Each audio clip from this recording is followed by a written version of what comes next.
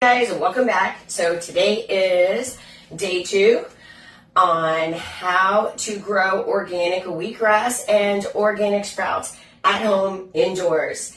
And so if you missed the first video, please make sure to check that out, hashtag at MG Holistics or hashtag MG Holistics. So we are going to start with the organic sprouts. And so we left them soaking overnight for 12 hours. Actually, I had a morning appointment I had to run to, so a little more than 12. But again, if you're off by a few hours, no big deal. And so what we're going to do now is, so these have soaked for 12 hours, and give or take. And now we're going to drain them. And there we go. They're nice and drained. And just to mention, so when I mentioned yesterday, this is the sprouting jar with the strainer. It also comes with the tray. And the purpose of the tray is once you put them up here, they're actually, I'm going to rinse them first, but once you finish rinsing, you want to put it in the tray so it drains out. And you also want to make sure that you have a towel or something in there to catch the water because you don't want to make a mess in your cupboard. So now that I have drained it, and once again, getting my spring water, and there we go, and I am rinsing the seeds. They say to rinse it twice, but I usually use half. I can make sure it's nice and rinsed off. I drain it again, and there we go. And for time's sake, I'm going to just rinse it once. And also, too, if you're trying to conserve water, also, a lot of times I've only rinsed it once and it does fine if I'm short on my spring water. And again, don't forget to check out the other video if you want to know why I use the spring water. I don't want to be too repetitive on everything. So now once we have it nice and drained, what we're going to do is we're going to take the seeds and we're going to spin it. So the seeds actually coat the outside. And the idea is we're wanting to keep all those seeds from being all clumped together. And so I just like to spin it around, and then you can see how it nicely coats the outside. And there we go. Look at that. That's a nice little coverage there. Woo. And then so now what we're going to do, still draining. So once again, make sure you drain it good before you put it inside because it is going to continue draining once it's back in the cupboard. There we go. All right, now I got most of it out. Okay. So now what we're going to do is we're going to put the tray in the cupboard and we're going to let it sit for another 12 hours. And so I've got it tilted in the tray. I know it's hard to see from where you are, so it drains out. And now we are done with we're getting ready to germinate our organic sprouts. And next we are going to move on to the organic wheatgrass. And not to get ahead of myself, but just to let you know how awesome the wheatgrass is once it's done and once it's actually ready to be harvested and this is how easy it is. So if you think you need a fancy wheatgrass juicer, you don't. And what I'm going to show you is that, so once it gets to the point and it's ready to be harvested, all you do is get a nice pair of scissors and you literally cut the grass and look at this. Oh my goodness. And one thing I did not mention yesterday, and what I do is I throw it in a NutriBullet. And oh my gosh, this is so awesome. And I throw in I throw in a little water, but if you've never had wheatgrass, you want to use juices, it matters what kind of mood I'm in. I change it up quite a bit. I'll throw in fresh ginger, lemon, sometimes beets, carrots, raisins, organic raisins. And by the way, just to be clear, if I ever mention any kind of a vegetable or fruit or anything, it's always organic because the whole purpose of detoxifying your body and being healthy, you don't want to be putting any of those pesticides in.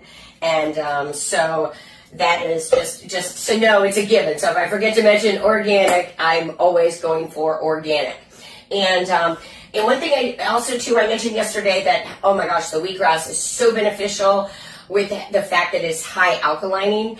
And why that's such a benefit is, number one, cancer thrives in an acidic state. So it does not do well in an alkaline state. So you really want to maintain a high alkaline diet. And the wheatgrass is super alkalining, so it is just, it's awesome all the way around, never mind being a detoxifier, blood cleanser. I mean, there's just so many benefits with the wheatgrass. And so it's also, so the fact that it is high alkaline, and as well as for the cancer defense, in addition to that, when your body is acidic, it actually increases inflammation, and inflammation increases pain. So I know there's a lot of people out there that are dealing with pain issues, and so that's really beneficial for that. And as well as, it's also, when your body's acidic, you excessively age. So there's also a beauty aspect of that and an anti-aging aspect of why it's so important to maintain a high alkaline diet. And so just to let you know, I didn't want to get too far ahead of myself, but this is something to look forward to. I also forgot to mention yesterday, I did mention the soil. However, what you want to do is make sure you get, once again, organic potting mix. And I also, once again, make sure that it's from the U.S. And the reason being is some countries have a very high lead issue. They've got all kinds of toxic issues going on with even the soils and whatnot. So that's why I try to stick with the U.S. or I do a lot of research. And if there are things that I purchase from other countries, I make sure that it is actually that it's a clean place to purchase from, and that there's very low toxin and whatnot, and it's actually the best place to source it from. So that is why I often will mention that it's from the U.S. and whatnot. So that's why we're not ready for the soil yet, but we're going to be in a few days. So now let's get ready to rinse and drain the organic wheatgrass seeds. And here we go. All right, and I did it without spilling it. I'm so proud of myself. Sorry. So, okay, as you can see, there we go. We have the organic wheatgrass seeds that have soaked overnight, 12 hours. And now we are going to drain them and rinse them. And so, voila. Let's get the spring water filled with minerals. All right, so make sure it's nice and rinsed. And yeah, you can rinse it twice, but for time's sake, I'm just gonna rinse it once. And now we are gonna drain it. Now with the wheatgrass seeds, you wanna make sure that it's drained really well, because it's not gonna be tilted like the sprouts where it's draining it out. And the reason that's so important is, as I mentioned yesterday with this video that's going around saying to soak your wheatgrass seeds for 2 to 3 days and how it stinks real bad. Well, same thing if you don't drain it well. So you want to make sure it's nice and drained, because you don't want it sitting in the water, because it will ruin the seeds and they will stink horribly. You may get lucky and still get them to sprout, but it's not worth the stink in your house, trust me. So now, what you're wanting to do is to even it out and get the seeds all even here. So once it starts germinating and sprouting together, you can move it easy to your 3-quart glass tray.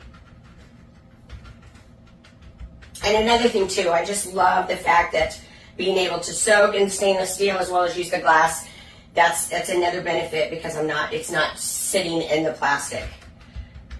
Yes, unfortunately the water bottles are, but at least I'm eliminating toxins where I can. All right, so now that we've got these spread evenly, what we're gonna do is we're gonna cover it up again and put it back in the cupboard for another 12 hours while it germinates. And just keep it nice and dark. And here we go. All right, so I hope you're enjoying the how-to videos, how to grow your own organic wheatgrass and sprouts at home.